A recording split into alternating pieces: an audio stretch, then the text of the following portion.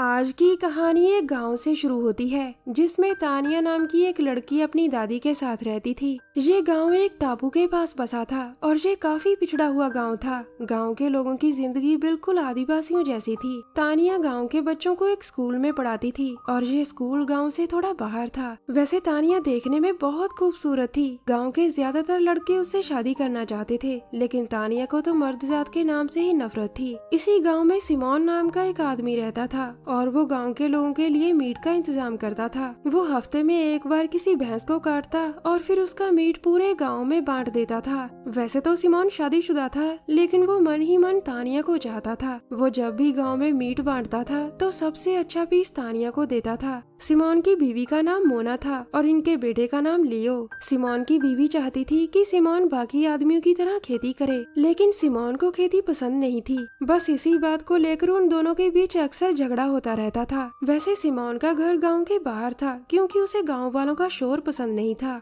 गांव की कुछ औरतें तानिया को अच्छी लड़की नहीं मानती थी और वो अपने बच्चों को उससे दूर रहने को कहती थी। मगर गांव के बच्चों को तानिया बहुत अच्छी लगती थी। वो उसके पास पढ़ने जाते थे। तानिया को भी बच्चे अच्छे लगते थे और वो भी उन्हें फ्री में पढ़ाती थी। कुछ दिनों बाद गाँव में एक पब्लिक बस आती है। गाँव में आने वाली ये इकलौती बस थी और ये हफ्ते में सिर्फ एक बार ही आती थी। अब इस बस से एक लड़का और लड़की उतरते हैं और फिर वो गांव की तरफ जाने लगते हैं। इस लड़की का नाम गिवा था और वो तानिया की छोटी बहन थी। गिवा के साथ उसका अमेरिकन दोस्त था और उसका नाम रॉबिन था। गिवा सबसे पहले तानिया से मिलना चाहती थी, इसीलिए वो सीधा उसके स्कूल में आती है। दोनों बहनें जैसे ही एक दूसरे को देखती हैं तो बहुत खुश होती हैं। गिवा तानिया से कहती है, ये तुमने क्या हाल बना रखा है, अब मैं आ गई हूँ और मैं तुम्हें पूरा बदल दूंगी। गिवा की बातें सुनकर बच्चे मन ही मन हंसने लगते हैं। दरअसल गिवा कई साल पहले शहर चली गई थी और फिर वहीं से विदेश, ताकि वो काम कर पैसे कमा सके। आज वो कई सालों के बाद अपने गांव लौटी थी।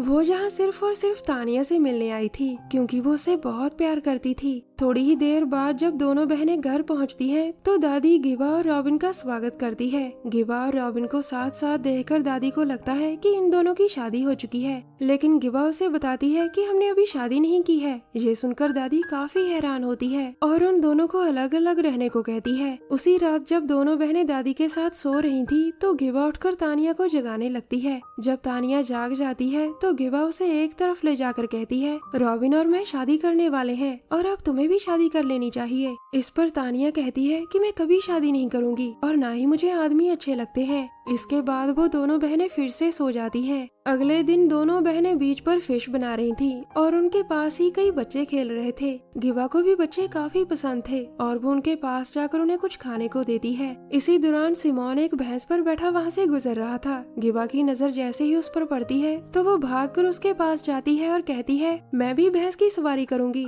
सिमोन उसकी बात मान जाता है और अपने साथ साथ उसे भी भैंस की सवारी करवाता है। कुछ देर बाद तानिया घर का काम कर रही थी और गिवा उसके पास आकर कहती है, मैं जब सिमोन के साथ थी तो मैंने देखा कि तुम्हें जलन हो रही थी। तानिया इस पर कुछ नहीं बोलती और उसे चुप देखकर गिवा कहती है, अगर तुम्हें सिमोन पसंद है तो मुझे बताओ, मैं तुम्हारी पूरी मदद करूंगी। लेकिन तानिया अब भी कुछ नहीं बोलती। शायद वो अपने राज गिवा को नहीं बताना चाहती थी। उसी रात जब सभी सो रहे थे तो गिवा चुपके से सिमोन के घर के बाहर पहुंच जाती है। इस समय सिमोन अपनी बीवी के साथ सो रहा था और गिवा जैसे ही उसका नाम पुकारती है तो वो नींद से जाग जाता है। रात को अपने घर के बाहर गिवा को देखकर वो बहुत हैरान था। वो उससे यहाँ आने का कारण पूछता है और तभी सिमोन की बीवी मोना की भी आंख खुल जाती है। रात को अपने पति को एक लड़की के साथ देखकर उसे बहुत गुस्सा आता है और वो गिवा को गालियाँ देने लग जाती है। सिमोन उसे समझाने की कोशिश करता है कि हमारे बीच कुछ नहीं है, लेकिन मोना का दिमाग पूरा हिल चुका था और वो गुस्से में आकर गिवा को मारने की कोशिश करती है। सिमोन के बार बार समझाने पर भी जब मोना नहीं रुकती तो वो उसके हाथ एक लकड़ी से बांध देता है। दूसरी तरफ तानिया की भी आंख खुल गई थी और कमरे में गिवा को ना देखकर वो उसे ढूंढने लग जाती है। गिवा को ढूंढती ढूंढती वो रॉबिन के पास भी जाती है और जब उसे वहाँ भी गिवा नहीं मिलती तो वो दोनों मिलकर उसे ढूंढने लग जाते हैं। थोड़ी ही देर बाद वो गिवा को ढूंढते ढूंढते सिमोन के घर पहुँच जाते हैं और वहाँ मोना की हालत देखकर बहुत हैरान होते हैं। इस समय मोना घर के बाहर लकड़ी से बांधी हुई थी,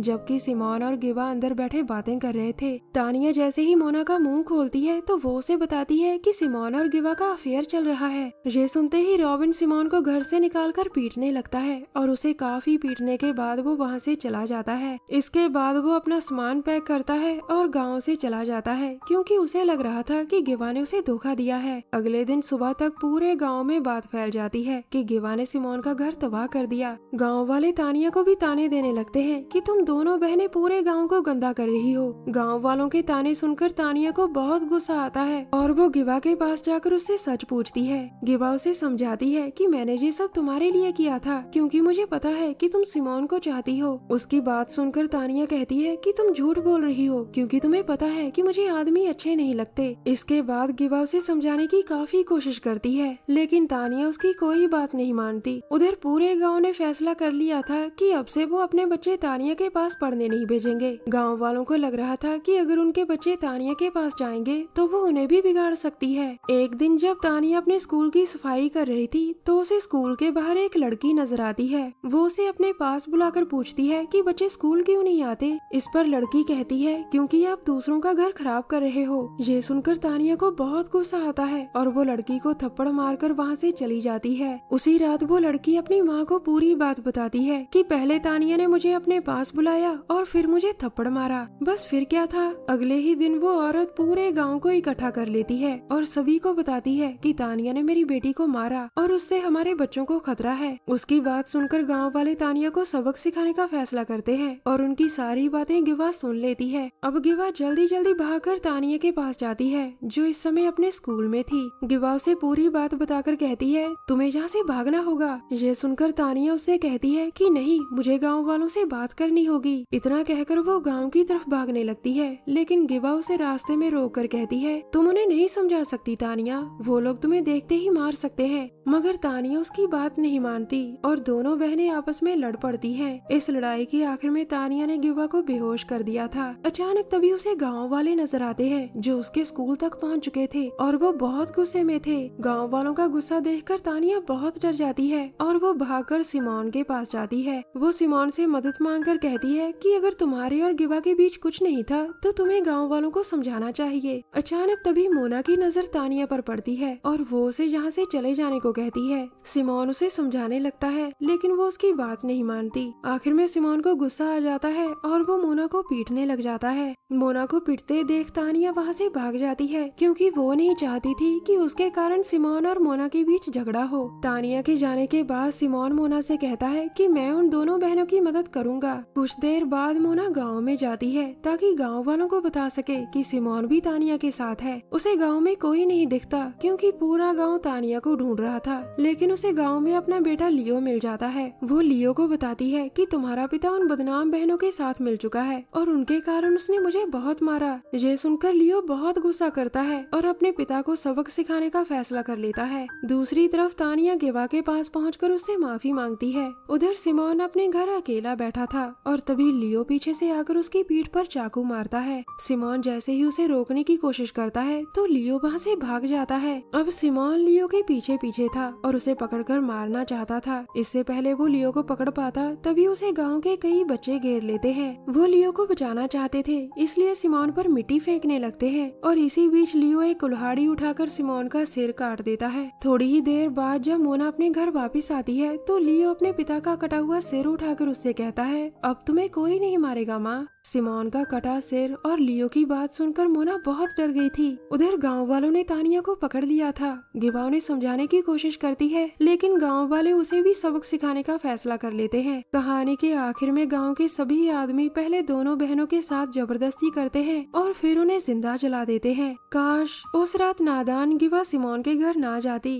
तो आज दोनों बहनें जिंदा होती। दरअसल तानिया भी मन ही मन सिमोन को चाहती थी, लेकिन उसने ये बात कभी जाहिर नहीं की थी। उसे आदमियों से इसलिए नफरत थी क्योंकि बचपन में उसका पिता उन्हें बहुत मारता था। हमारी वीडियो देखने के लिए धन्यवाद।